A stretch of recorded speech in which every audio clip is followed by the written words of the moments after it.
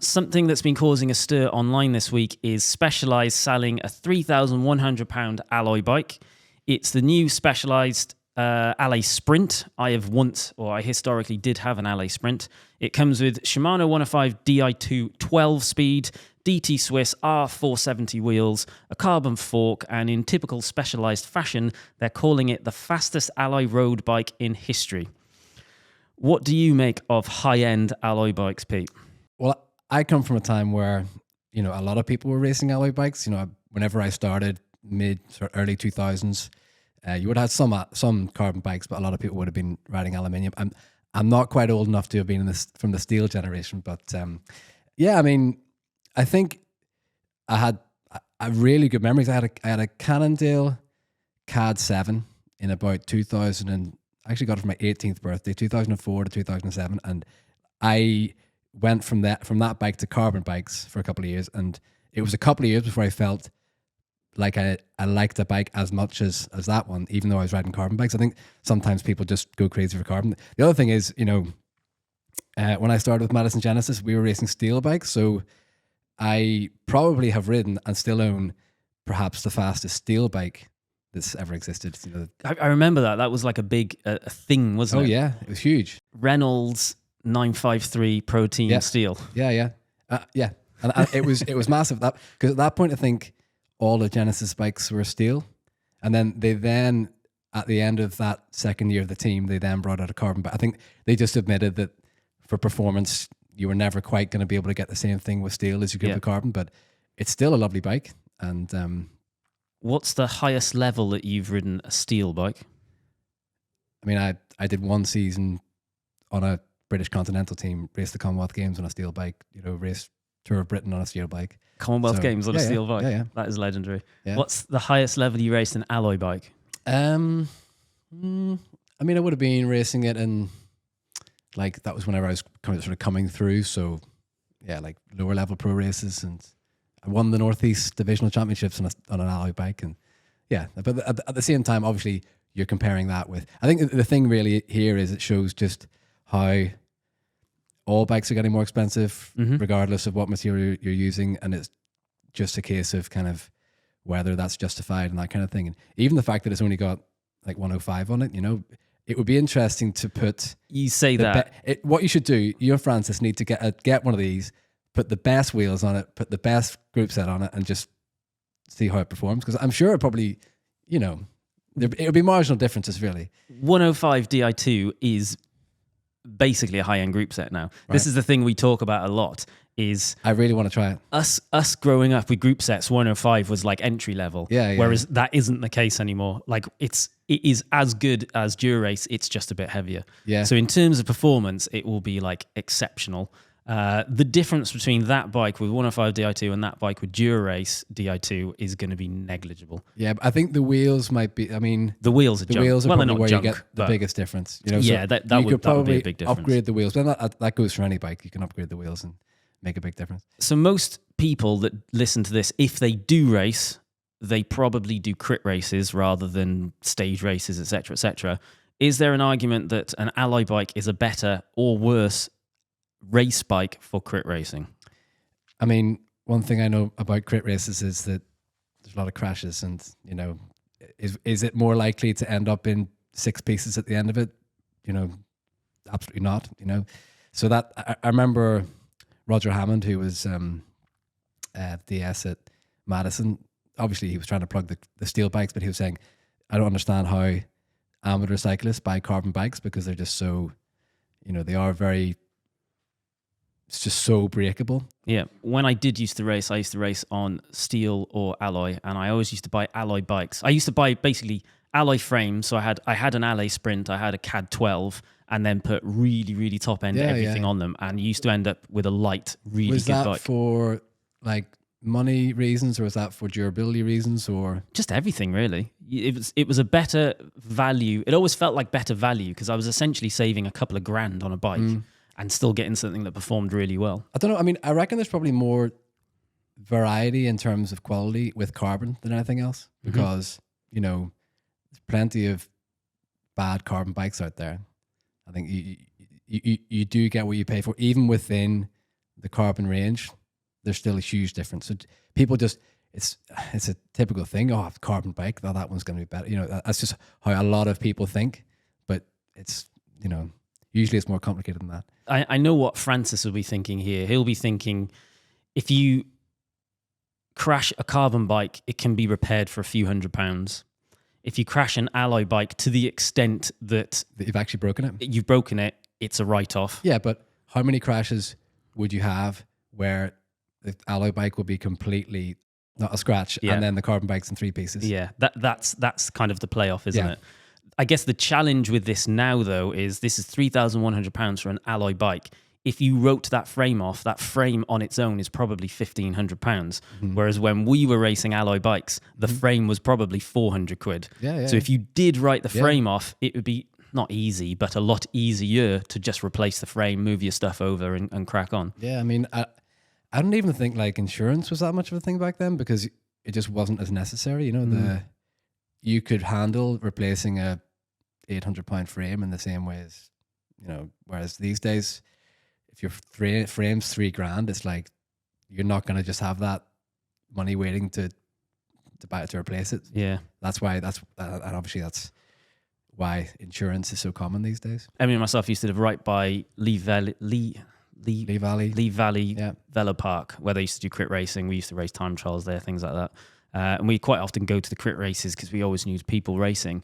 And it would always blow my mind where you'd get someone racing on like a £10,000-15,000 full carbon aero bike in a very crashy crit in London. I think as well, because like, how long ago was that? 4 years ago, 3 years ago. So, I mean, obviously, that's a huge thing down in London. Obviously, money for lots of people down in London. They've got a lot more disposable income, and, you know, having a flashy bike is a big part of it. But I think even that's filtering up now as well. You get a lot more up here, a lot more of that up here as well. And, you know, I still race on a rim brake bike.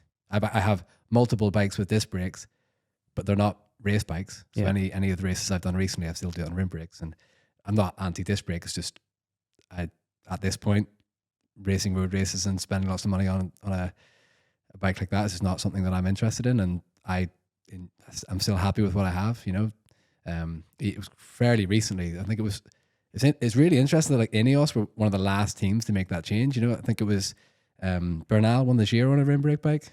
Whenever it was almost the only rim brake bike in the peloton at that point, and he still. So it just shows. I think a lot of people will look at the finer details like that and just think, almost, it's a bit like what we're going to talk about later with kind of training approaches. Is people think these things make a massive difference from really, you know, it's marketing. Put a good guy on a bike that's nothing fancy, and he'll still usually come out on top, you know. So £3,100 for an alloy specialized Allez Sprint with a 105 Di2 group set. Is it good value or not?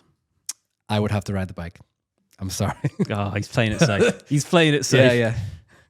Yeah. To be fair, it's a horrible question because... What do you think? I think it will be a really, really nice bike with a wheel upgrade. Yeah. And then it's at least a £4,000 bike. Yeah. And then all of a sudden it's not very good value. It feels hard to say that £3,100 is going to get you good value. I would still pick the Decathlon bike over that.